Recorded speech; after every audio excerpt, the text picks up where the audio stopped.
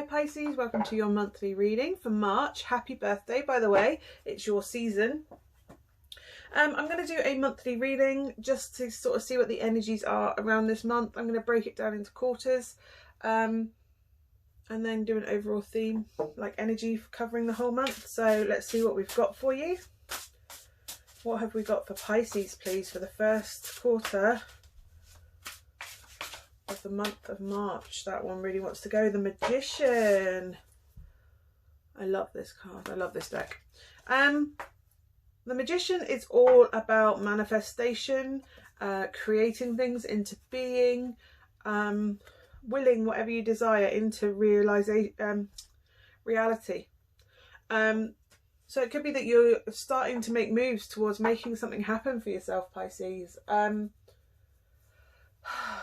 It's like you literally want something so badly, you're willing it into existence. What I would say is that if you are doing that, be very careful how you're manifesting, because you could wish for something, I don't know, wish that you could go on holiday, right? You could be I wish I could just go on holiday. And the universe goes, oh, you want a holiday? That's fine. And they could give you a I don't know, you could win a caravan holiday. Not that there's anything wrong with the caravan holiday. I grew up with them and we've had them with our kids. But I'm just trying to say, you were hoping for like a luxury holiday in the Maldives and you end up with a caravan in Skegness. Do you know what I mean? There's nothing wrong with the caravan in Skegness. It's a really good holiday, but it's not the tropical holiday you were hoping for when you wished. So you need to be very specific when you're wishing and trying to manifest something into being, that you do that, but also that you start doing the work towards it, because the universe only meets us where our energy is. So if we're putting work in, then it will reward the work that we're putting in. What have we got for the second week of March, please? We have the the Wheel of Fortune. Wow, major arcana, big changes coming in for you this month, Pisces. So the second quarter, we have the Wheel of Fortune, cycles, change and inevitable fate coming up. So whatever it is you're trying to bring in, it looks like you should be successful. It will turn up. If you're doing the work already, then I can see an opportunity coming in for you. If you're doing the work, it's inevitable that it should happen. Do you know what I mean? Like, or at least progress. Something is coming in. Something major is coming in that's going to turn everything on the up. If you've been feeling blocked, like you get to that point where you think this isn't going to happen, this isn't working, something's going to come in that helps and enables you to move forward. You're not going to keep going around in circles. The circle just turns up.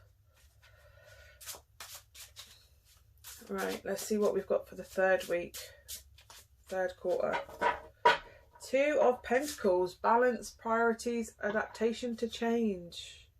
So maybe whatever comes in that second week is going to require a little bit of adjustment, but it's coming in order to help you get to your end goal. So I'm getting this real energy that you're going to be I'm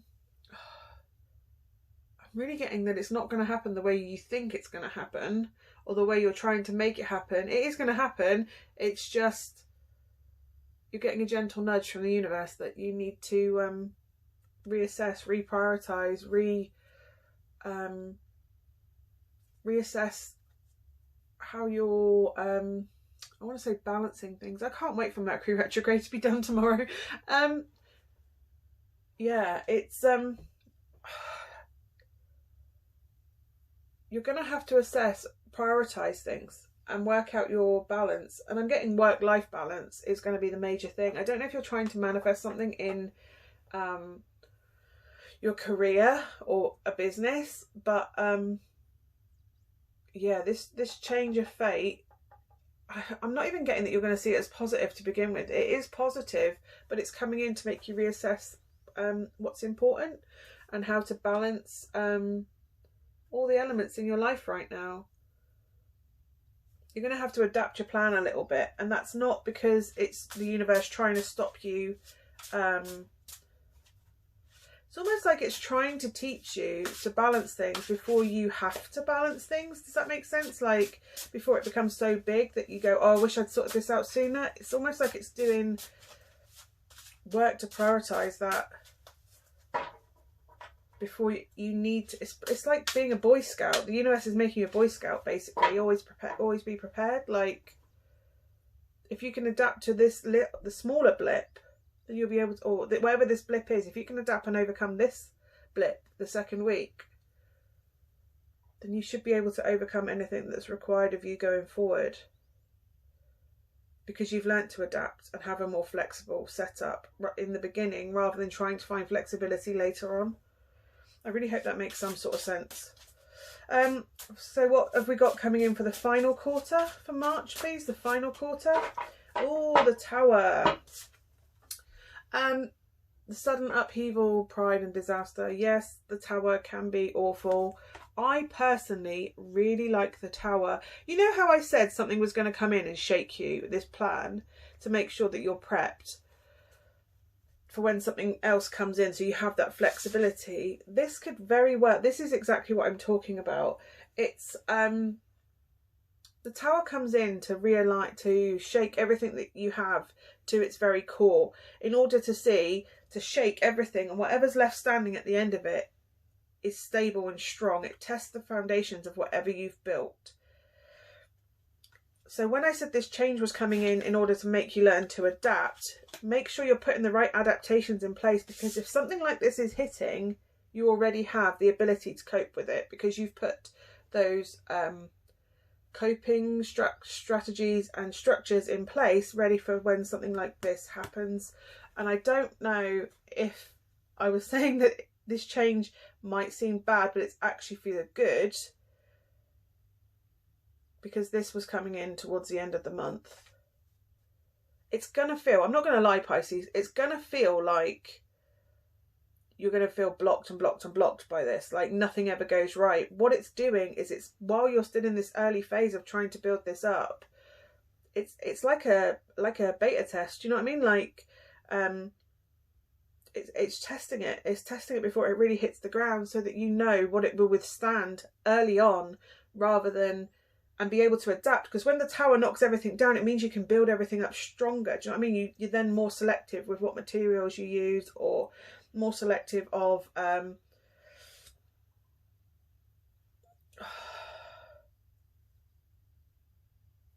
who you have in your life. If this is to do with the relationship, it's more selective about who you have in your life. And don't be too proud to ask for help, but you will be very aware of who is around you to help. I'm going to get your overall energy for the month in this,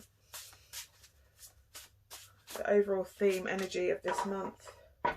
Four of Pentacles, which is luxury, materialism and guardedness. Yeah. If this is a business venture you're getting off the ground, be very sensible and aware, and balance what needs paying as a priority. Do not overlook insurances. Do not overlook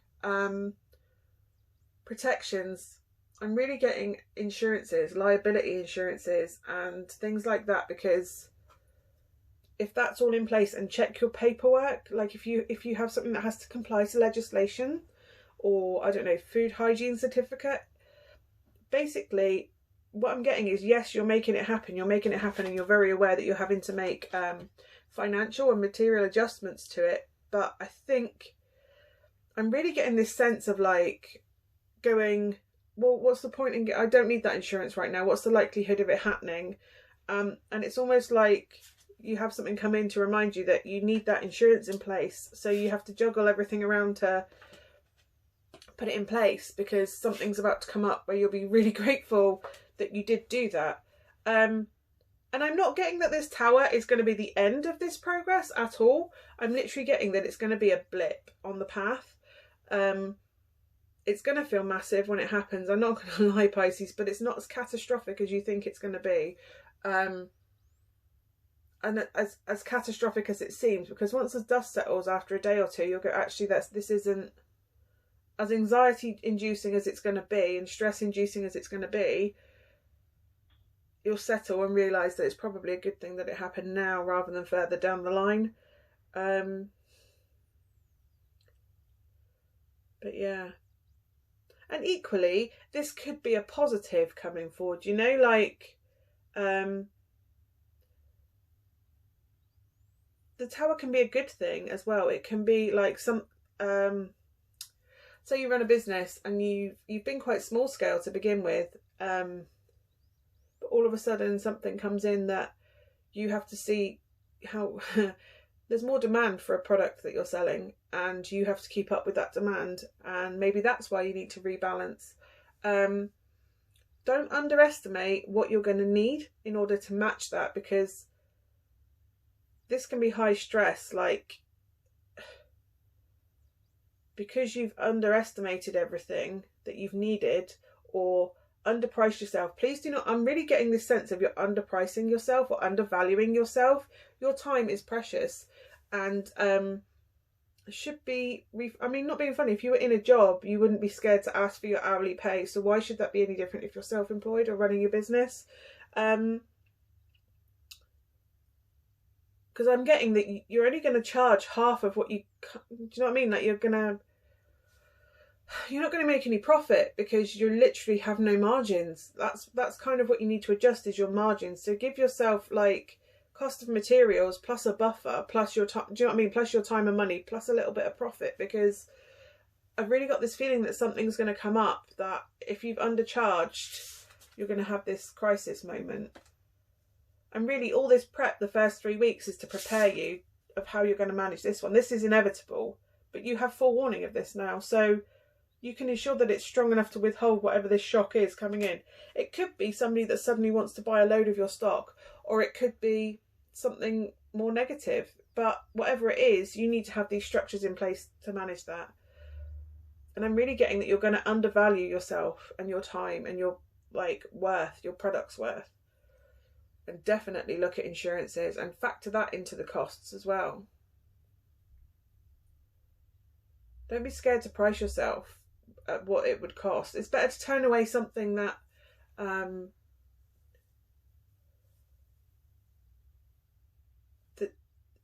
somebody that wants something for cheap doesn't want good quality. Do you know what I mean? They're coming to you because they see you have quality.